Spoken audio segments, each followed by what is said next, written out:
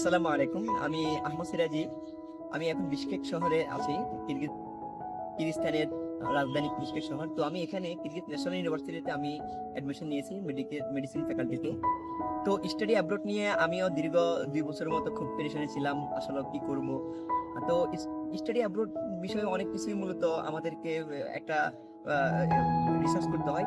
যেমন একটা হচ্ছে আমার যে অনেকে বিদেশে যায় হচ্ছে যে তাদের মানে সেটেল হওয়ার জন্য, কেউ যায় যে তার স্টাডিকে মেন ফোকাস রেখে। যেমন আমি নিজেও মেডিসিন নিয়ে পড়ার জন্য আমার মেন এইম ছিল। তো আলহামদুলিল্লাহ আমি ওই জন্য যে আমি খুঁজতেছিলাম যে কোন দেশ আমার জন্য বেটার হয়, টিউশন থেকে শুরু করে প্রতিটা জিনিস আমার জন্য আমার রেঞ্জের ভিতরে কোনটা ভালো হয়।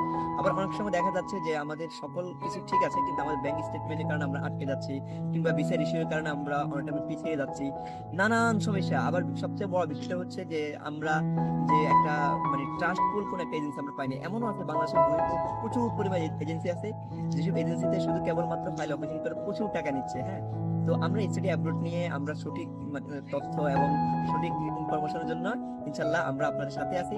ইনশাল্লাহ আগামীতে দেখা হবে কোনো একদিন। আসসালামু আলাইকুম।